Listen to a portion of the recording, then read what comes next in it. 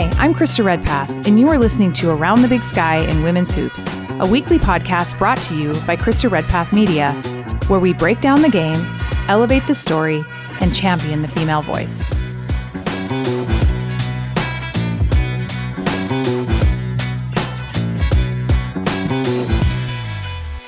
Around the Big Sky in Women's Hoops. It's proudly presented this week by Advanced Imaging. More on them in just a little while. Let's take a look at the scoreboard from last week.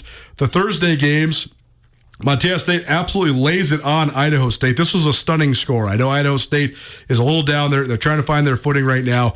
But Montana State just absolutely ran them out of the gym. Montana State was actually losing at the end of the first quarter, 19-14, and they go on and win 94-52. So do the math. The Cats scored 80 points after the first quarter was over, and win going away. Anytime you beat Idaho State by 42 points, that's pretty darn impressive. Thursday in Missoula, Montana hangs on for a 74-70 win over Weber State.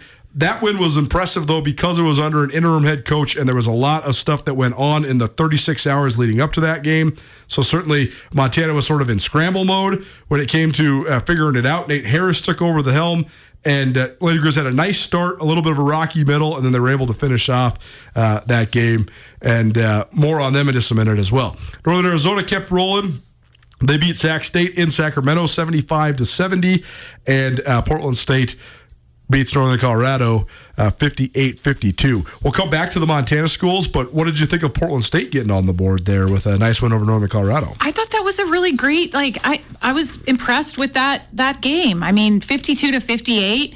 I take a look at this Northern Colorado team. They've been a little mind-boggling to me to try to figure out where they're supposed to be. I mean, they were picked to be in the middle of the pack, sure, and they are now down in the lower half of the conference.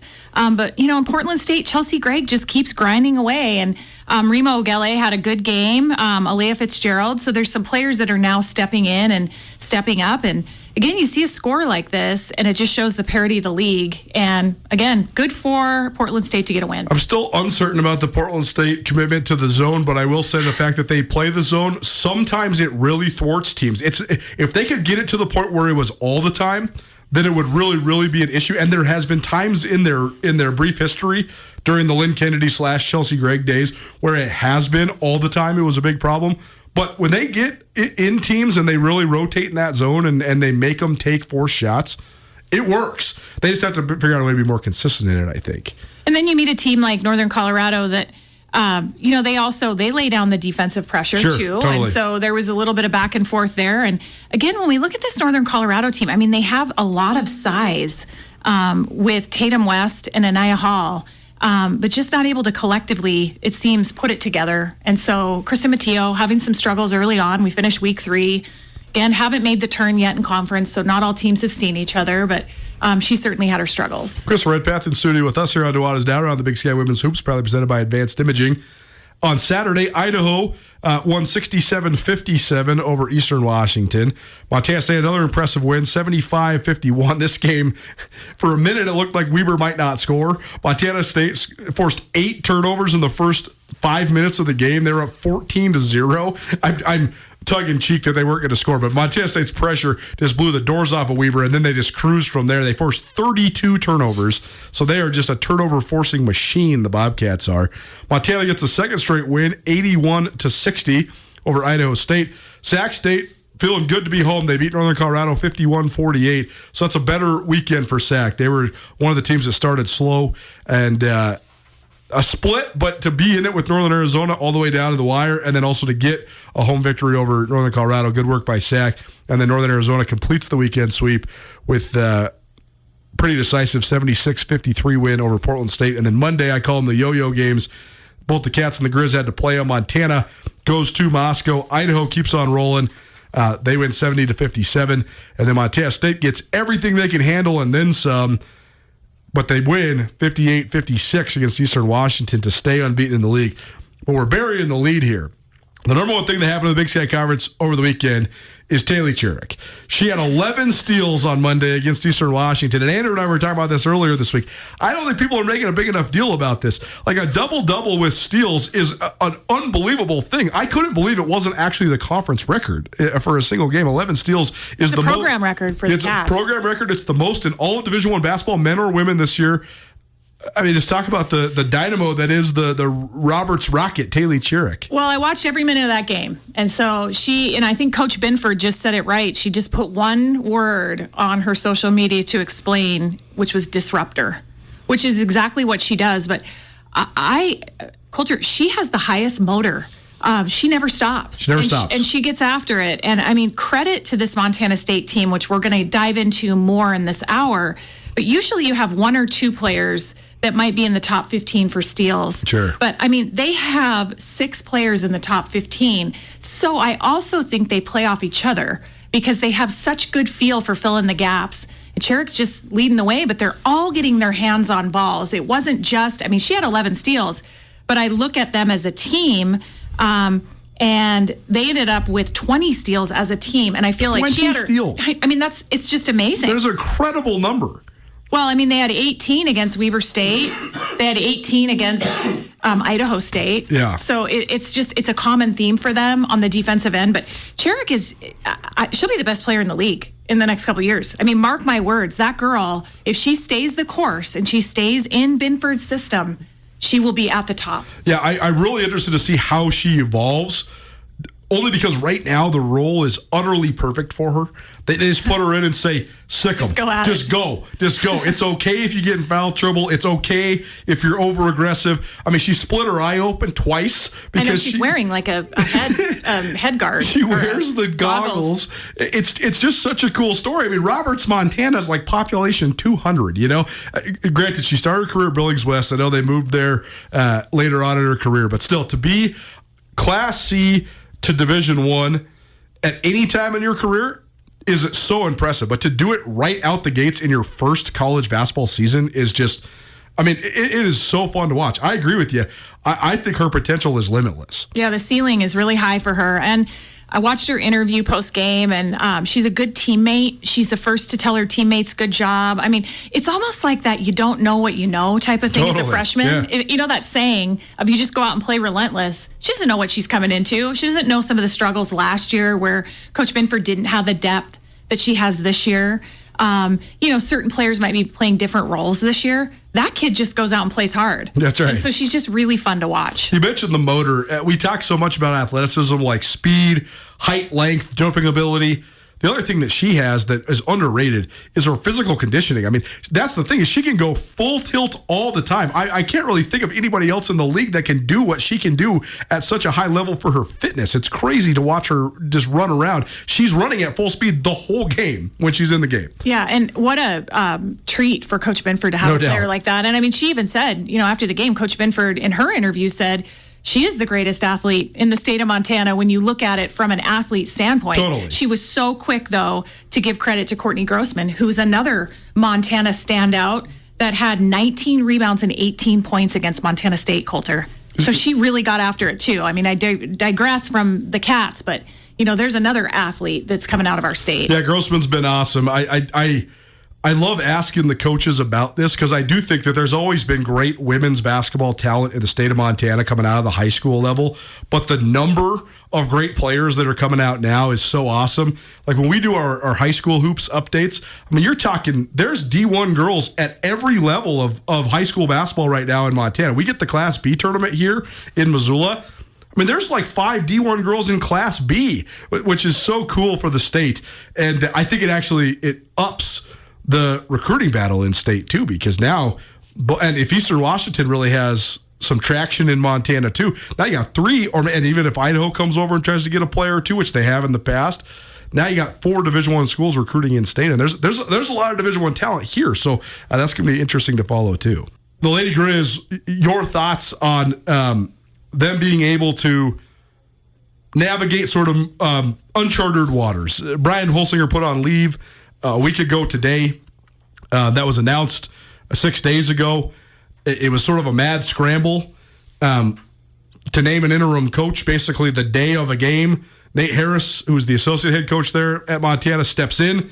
And Montana goes 2-1 over the weekend. So what did you think of the way they kind of navigated this? Well, I think to everybody else, it looks like scrambling. But really, when I look at Nate Harris and his relationship with the players and being a coach that recruited these players and being a very vocal coach, I've watched him. Right. I don't think it was much of a scramble. I think, honestly, it was a really good fit. I mean, when you look at Mike Petrino being named interim coach just a few years ago, that's a tough situation, Colter, because you're named interim for a year. How do you recruit?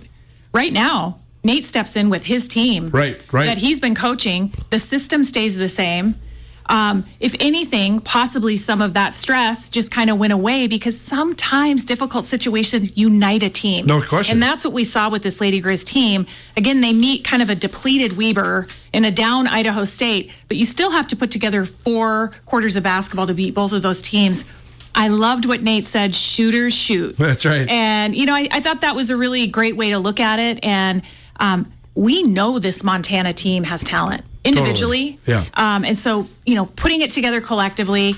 And again, Monday night was tough against Idaho. But like I said to you before, we got to give Idaho some credit here because they're making a name for themselves this year. Everywhere I turn, they continue to lead in statistical categories. They've got some players.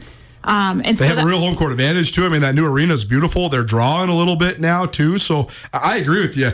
Monday's result is not as much of a failure on the Lady Grizz part as it is. I mean, Idaho's sitting there in second place right now. I mean, they have had an awesome start to the season, and there's a bunch of factors that go into it, but they have an upstart first-year head coach. They have great talent. They're playing really, really hard, and they have a real home court advantage now, too. So all those factors, I don't slight the Lady Grizz for losing their third in 5 days on the road at a tough place to play. I just think Idaho deserves credit for that win. Yeah, I definitely think so. I mean, if we want to dive into this roster, I honestly think that Olivia Nelson and Hope Hassman, Rosie Schweitzer, those 3 players right there, they're all transfers. Yep. Okay. Olivia Nelson comes from University of Central Missouri, which is in the same Division II as Nebraska Kearney, which is probably the connection with Carrie Amy. Totally, the former Idaho head coach. Right, and we do know that Arthur Marrera was under Carrie Amy, so there is some cohesiveness of a staff. We've seen 3 new head coaches in Idaho in 3 years. Totally. But I want to give some of these players, credit. Hope Hassman, the Cal State Fullerton transfer, she had 9 assists versus Montana. I mean, she's doing things out there that I think really complement her teammates. Rosie Schweitzer, another one, she's the Pacific transfer. She's the 6'1" graduate student. She appeared in 31 games for Pacific, but she wasn't exactly like dominating for Pacific. So you look at something like that with the transfer portal. Arthur Marrera is able to go in, find these players, and then get them to compete at a high level on the defensive end. I think that the philosophy these days of recruiting and then playing players based on what they can do instead of what they can't do, I think that makes things more fluid when it comes to sort of the transitions of all this. That's something I've been so impressed with this Bobcat team, too, with Tricia Binford. She just says, hey, here's what you can do, here's what your role is, here's what we need from you, let's go. And each individual, that's how you can play 10 and have such great fluidity like Montana State does, but it seems like Marrera's doing that at Idaho, too. Well, I think it's also hard to bring these transfers in and overlay your system, which is going to be competing on the defensive end. And I want to get to that with Coach Binford because she does it magically, and I think she's done a great job this year of, it's not always pretty, but she puts together a complete basketball game on the defensive end. And that's what I see with Arthur Marrera. I mean, they lead the league in defense. They're holding teams to 55 points per game. I mean, they're number 1 in the league for defense. And so that's a challenge when you bring transfers in. They have offensive skills. They're probably all that at the schools they were coming from. Sure. But to collectively get them to play defense and buy in, I'm impressed. That's coaching. That defines coaching. Around the Big Sky Women's Hoops, probably presented by Advanced Imaging. The Montana State side of things, we talked about the steals, the turnover numbers, and all that. But do you feel like it was good for them to get tested? Because they've been kind of just beating teams up. So to go on the road and get Eastern Washington's best shot, come down the wire and win that game, do you think that's good for Montana State? Oh, I think it's a gritty win. I think it's great. I think a third game, the Montana schools, they have to go on the road on the Mondays. Both Idaho and Eastern Washington only had 2 games. Right. The Montana schools had 3. That's just how the schedule works. You just deal with it. But I think, if you look at it from Coach Binford's standpoint, yes, they were tested. And really, they didn't play very good in the first quarter. Eastern Washington was up 7 in the first quarter. And we've seen that with this Montana State team. Totally. They also had a really rough first quarter against Idaho State. They did. They had a rough first quarter against NAU. I mean, they've had some rough first quarters the last couple of weeks. But what happens is they never say die on the defensive end. Right. And it's not pretty all the time, Coulter. No. And that's the thing that doesn't matter with them, because they'll come back the second quarter and they'll just start chipping away. And I wouldn't say that they're the most amazing Bobcat team on the offensive end that I've seen. I mean, they're all right, but they go through some offensive lulls just like everybody else. But what separates them is that defensive effort, and they never lose it under Coach Binford. If you're forcing 25 plus turnovers a game, It's unreal. That helps your offense quite a bit. You can have some ebbs and flows in terms of shooting the three ball if you're going to get 25 points in transition. Well, and watching them against Eastern Washington, it's like a 2-2-1 or a 2-1-2 press, not to get too detailed for all of our listeners and viewers out there. Sometimes it's a bit of a soft press, but just the presence of having that double team just makes teams fold. Totally. And you have to pass and catch when you're playing a team like Montana State. You have to pass around defenders, and you have to make methodical decisions. Now, if you are able to break that down, you can get an easy basket at times. I mean, they will crash the glass. They'll try to recover. But if you can be poised and make good decisions, and again, it's proving to be a lot more challenging when you take a look at all these turnovers. I mean, 32 Weber State had against Montana State, 29 Idaho State had, 22 for Eastern Washington. I mean, that's just really tough defense. It's amazing to really put it into perspective. We talked about the last couple weeks how one of the things that you need to do to sort of cross the bridge to become a truly great team is being able to win games even if you don't shoot the ball well. Cats shot 29% on Monday. They were only 2 of 19 from 3, but they had 27 points off of turnovers, and that's why you win. That's how you go get it done. Most of the time, most of the teams in this league are going to lose handily if they shoot under 30%, but Montana State still found a way to get it done. Now, we talk about Taylor Sherrick. I think she had a great game, obviously, but there's some other players that I felt need to be recognized. Caitlin Martin, really good offense when they needed it, but also Esmeralda Morales. She had a tough game. She had some turnovers, which isn't really like her. But what I liked about Esme is her decision making. And she got to the line. She's 7 for 9 from the free throw line, but she was very poised in how she went about leading the team. And so she had some critical baskets that when they really needed it. And again, 30 minutes. She's playing, her and Mara Dykstra are usually the staples that play the most amount of minutes. Mara, a solid 9 points and 7 rebounds, but those two down the stretch are going to be the players that really hold this team together, and they're going to need offense from those two. When it comes to the Lady Grizz, I loved that you pointed out Nate Harris's quote about shooters shoot. And I thought that some of the young ladies that they brought in to be those shooters, specifically Abby Schubert and Tyler McClimate Call, they both played much looser this last weekend and kind of just let it fly, and they both shot the ball well. I think that's a good step forward. But now coming into this rivalry game, we'll do a little bit more of an in-depth preview of this rivalry as Around the Big Sky Women's Hoops continues here this week. But to me, the number one storyline is Montana's kryptonite has been turning the ball over. And Montana State's superpower is forcing turnovers. Then you add in that the point guard position for the Lady Grizz has been in flux as the situation's going along. Matt Koenig did not play Thursday because of personal reasons. Then she came off the bench on Saturday. Played great off the bench. She played great off the bench. And then on Monday, back to her normal role, sort of. So how do you fit that in when it comes to, I guess, just weigh those two things, the sort of the strength of the Cats being the thing that has been the thorn in the side of the Lady Grizz? Well, I will say this, Coulter. The Lady Grizz are at home. They're in front of their crowd. They have played really well against Idaho State and Weber State. They've made shots. They are going to have to come out and put the ball in the hoop. They're just absolutely going to have to. Because what that does for them is that creates that defensive intensity in order to keep up with Montana State. So I think it's going to be really interesting to see how that first quarter goes, because you don't want to dig yourself into a hole against Montana State. It's just tough. I mean, you say you have a good game plan going in against the Cats and you don't want to turn the ball over, but every team has turned the ball over against them. So I do think that there has to be some leadership that steps up and some players that are willing to put the ball in their hands and play with poise. We're on the Big Sky Women's Hoops, probably presented by Advanced Imaging. I know Advanced Imaging's got a lot of cool things going on this upcoming month with sort of their cancer awareness and things like that. I know we have some sound bites from one of the doctors there, so let's hear from them.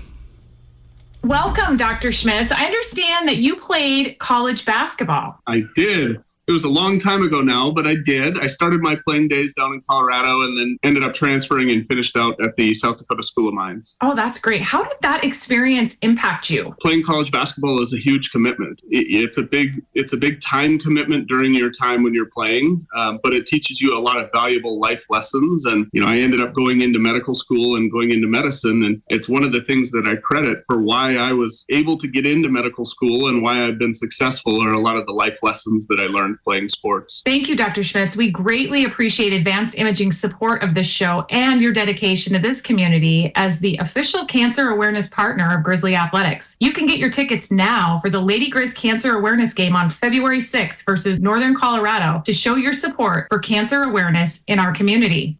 More from Advanced Imaging and also more from Krista Redpath and me, Colter Nuanez. Around the Big Sky Women's Hoops rolls on right after this. Let's take a look at the Big Sky Conference standings.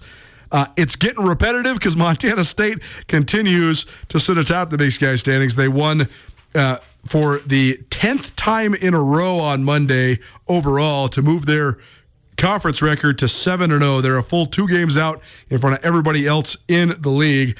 Idaho and Northern Arizona trying their best to keep pace. They're tied for second, and they square off this weekend. So more on that coming up in a little while. Montana sits alone in 4th with a 3-4 conference mark. So certainly those 2 wins last week were big time for the Lady Grizz after losing 3 in a row. Sac State is at 2-3, as is Weber State. Eastern Washington sits at 2-4. Idaho State and Portland State 1-4 each, and then Northern Colorado is 1-5. You mentioned it earlier. Is Northern Colorado the biggest surprise in these standings, or where are we at with the standings? Well, I do feel like they are. I mean, when I look at the fact that they lost Delaney Byrne, Yes. And they also lost Hannah Simmental. Both great players. They were multiple-year starters. Right. And then the Seneca Hackley, which she went to UC Riverside. They had some big gaps to fill. I do think that that's hard because these coaches, as we've talked about, all year, is they're re-recruiting their own roster each year. Sure. So it's just difficult when you have those big of gaps to fill. I think it's definitely been frustrating for her. I mean, I think when you look at the fact that they're 8-9, they've won a few games, but they've also lost some. It's been close, Colter. So, yes, sure. I would say that Northern Colorado is a bit of a surprise. I would say Weber State also, with being low on numbers, they're doing all right. They've got 7 or 8. But Sac State, to me, has been that sleeper team that is in the middle of the standings right now. And when I take a look at that roster, Jadia Martin, she scored 20 points. Her fourth game this season is scoring 20 points against NAU.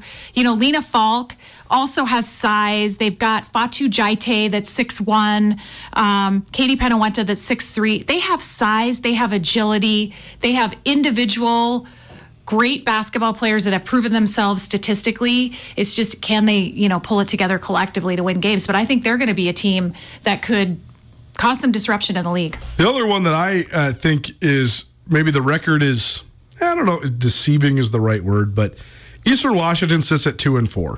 Given what Eastern Washington lost off of last year's great team, I thought personally that Eastern Washington was going to be a bottom third type of team. And I know right now they're sitting right there kind of in the middle, but they were competitive when they were in Missoula. I thought they looked pretty good against the Lady Grizz. They have a win over Sac State, which I thought coming into the year that they would be better than, or that Sac State would be better than Eastern Washington, but they beat Sac State. They were in it against Northern Arizona. They were in it against Montana State twice.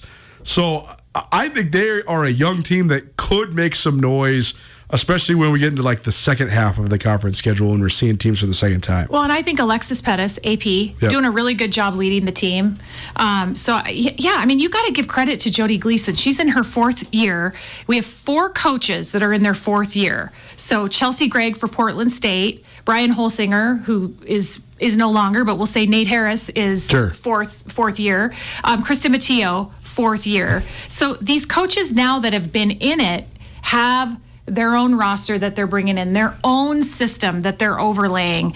And, I take a look at that, and there is something to be said about bringing in your own system, overlaying it, and Jody Gleason was able to do that. I mean, when you look at the fact that she came in and put together that team last year and was able to keep them together, and they were fantastic. They were above and beyond playing the best basketball in March. Yes. In the Big Sky Conference. Yep. I just thought they would have a hard time not only replacing a whole bunch of the great players that they lost, but specifically the best point guard in the league, who also happened to be the MVP, and Jamie Loetta. She just controlled games so much. Like Trisha Binford said, I wrote a feature on her before the Big Sky tournament last year, and that was my nut quote, was Binford talking about how Eastern could just navigate every game until the last 4 minutes, and then they just put the ball in Jamie Loetta's hands, and she's just going to close it out. And that was evidenced by, her buzzer beater in Bozeman, the assist that she had to Jacinta Buckley to win in Missoula, and those things sewed up the conference title. So it's been impressive they've been able to still be able to function without her this year. And she's on staff, so right, that also totally helps. Yeah. When you look at Jody and Skip Gleason, you have a question about something, and you have a player that has achieved that type of greatness at Eastern Washington under their leadership. That helps in Alexis Pettis. No doubt. We're on the Big Sky Women's Hoops with Crystal Redpath, proudly presented by Advanced Imaging. I know Advanced Imaging has been a part of your personal life a lot lately, but I know they're also doing a bunch of fun stuff. I guess I should say more, not fun, important things in the community coming up as well. For sure, and I have my mammogram scheduled, and I think we all need to take a look at that because it's really important to get those mammograms scheduled. As the official cancer awareness partner of Grizzly Athletics, Advanced Imaging is on your team. Advanced Imaging's early detection cancer screenings provide Western Montanans with the insights that matter for your health. They are your champion, uncovering critical information to prevent and treat disease so that you may live a full and active life. Stay tuned to meet Advanced Imaging's medical director, Dr. Casey Schmitz, throughout the next couple weeks. We'll find out more about him, a former center for the South Dakota Mines. Hard Rockers and an advocate for youth and college sports. Advanced Imaging, quality for life. We're going to be pretty Cacker's heavy here for most of the rest around the Big Sky Women's Hoops, but let's take a look at what should be a really fun matchup coming up in Flagstaff this week as Northern Arizona hosts Idaho for the first time this season. Those two teams are tied for second place with 5-1 records. Each of their losses come respectively to Montana State. So this should be a good barometer for these two schools, and it should be a fun matchup. Well, for sure. I mean, Northern Arizona wants to control that pace. Yes. They want more possessions. They are the number one offensive team in the league. Idaho is the number one defensive team in the league. So it'll be the battle of two different styles of play. To me, that's going to be a fascinating game, Coulter. I think a lot of eyes for the state of Montana are going to be on the rivalry games, but this is a big one. Just to see how a team with two different styles is going to adapt and be able to elevate, it'll be a fun one. Speaking of Northern Arizona, the Big Sky Conference Player of the Week this last week was Taylor Feldman from NAU. NAU went 2-0 on the road. They are now 4-0 in conference road games, which is going to play out big time if they can continue that success. At Sac State, Feldman scored 20 points for the third straight game. She had 28 points, including an 11-0 run all herself to help secure the Lumberjacks win. And then against Portland State, she missed her fourth straight 20-point game, but had 19. So pretty darn close, and her shooting splits were great. She averaged 23.5 points per game over the weekend and shot almost 50% from beyond the arc, also 84% from the free throw line. Well, and prior to that free throw miss on Thursday, she had 45 straight makes at the free throw line. I'm just blown away by Taylor Feldman, although I'm not surprised because I feel like this is a player, and she has been around NAU. I felt like she is a high motor, high energy, just relentless, and really pushes tempo and does a great job leading this team. Lori Payne's got a type, certainly, because she's exactly like Regan Skank, right? Like she reminds me so much of Regan Skank. who was the great 4-year starter at NAU, who really helped jumpstart the program for Lori Payne and has helped them ascend to become one of the Big Sky's best. And Feldman plays so much like her. That shows you a great coach that knows exactly what she wants in a point guard. Well, and it's fascinating to watch Feldman push tempo, and then you have just a lights out shooter like Leah Beatty. You have the Moran sisters that are very active. Okay, and then you have Sophie Glancy, and then also Sanaya Neverson, which to me has been playing great basketball. Now, they do fall off after 6. She plays her 5, Sanaya Neverson, and doesn't give a lot of minutes past that lineup. But boy, they are really effective and high octane, high level, just get up and down the court. The latest College Insider Mid-Major poll has Montana State at number 13, so that's up 1 spot from a week ago. And Northern Arizona still is in the top 20 as well. They sit at number 18 in the College Insider Mid-Major poll. So a couple of the best mid-major teams in the country reside in the Big Sky. But maybe if Idaho could go to Flag and get a win, they might be able to break their way into that as well. But certainly good stuff happening towards the top of the league, particularly. Around the Big Sky Women's Hoops, probably presented by Advanced Imaging. We will break down the rivalry game in Missoula next. Keep it right here. Around the Big Sky Women's Hoops, probably presented by Advanced Imaging. Here is the slate of games coming up this weekend. We already highlighted the Idaho-Northern Arizona game that's coming up on Saturday. That's a noon game, so if you're a Big Sky basketball junkie, you could totally watch that one and then still go to the rivalry. But here's the rest of the schedule. Idaho at Northern Colorado on Thursday. Eastern Washington at NAU. Portland State is at Weber State. Sac State, I must have erased that one. Sac State is at Idaho State, excuse me. Then Saturday, Idaho at NAU, Eastern Washington at Northern Arizona, Portland State at Idaho State, Montana State at Montana, and Sac State at Weber State. But we will spend the last 8 or so minutes focusing on the rivalry. We talked about the number one factor in my mind in terms of sort of the X's and O's, and that is the Bobcats force so many turnovers. The Lady Grizz have had a hard time taking care of the basketball. So how does that matchup play out? But what other parts of this matchup are you looking at, Krista? Well, I take a look at, really it's going to come down to who sets the tone, and basketball is a game of momentum, runs, and can the Lady Grizz come out and make shots because they have better defensive intensity when they do make shots. I think rebounding is really critical. That's going to be something that's going to come into play. And I do look at the matchup when I look at an Izzy Zingaro and a Danny Barch versus a Lexi Deedon and a Mara Dykstra. Mara Dykstra, very quick and agile, athletic, mobile, can play the guard position down to your center. Okay, and so she does remind me similar to a Danny Barch. Will Danny come alive in this game? They're going to need a lot of offense from her. And so I think, looking at the Idaho game, it wasn't a good sign when Danny hasn't taken a shot for the first 6 or 7 minutes in the first quarter. So I think Montana's got to get her involved early. But I do think it's going to come down to taking care of the basketball. It really is.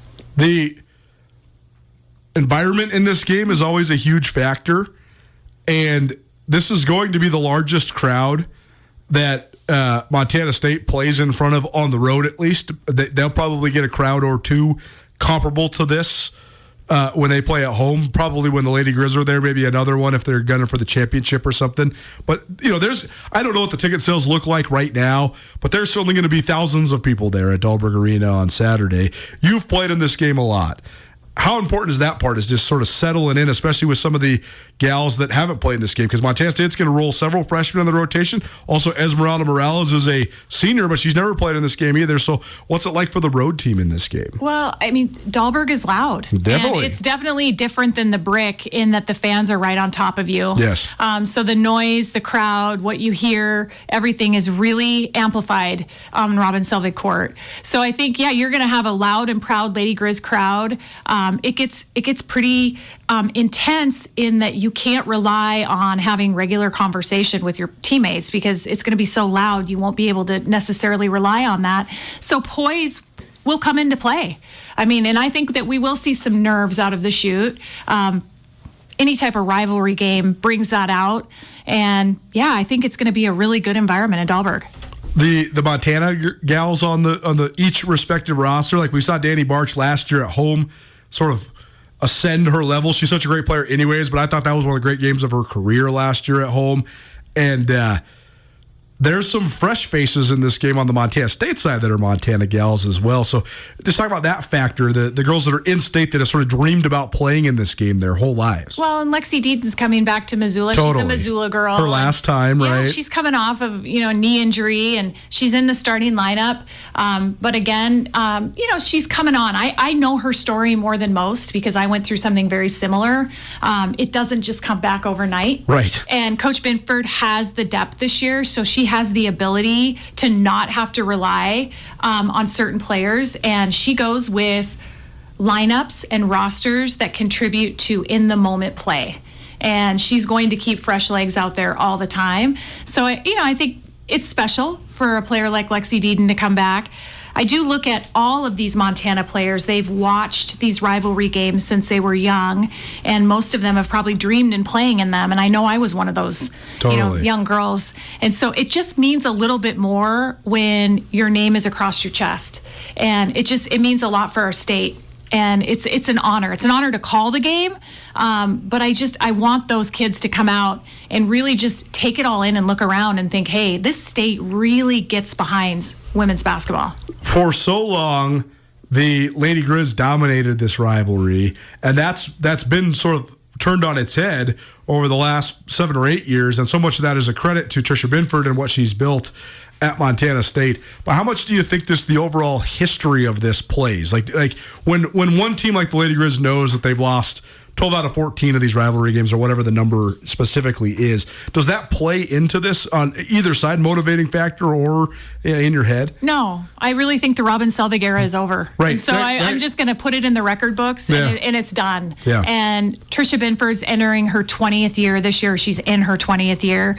The tables have turned and they have been able to control this rivalry. So no, I think these players now are far removed from it. And so I think some of that makes added pressure to keep bringing up, hey, Lady Grizz dominated for all these years. And I think that adds another layer of like stress for them. And so let it go, be in the moment, play for your teammates, get excited about this rivalry.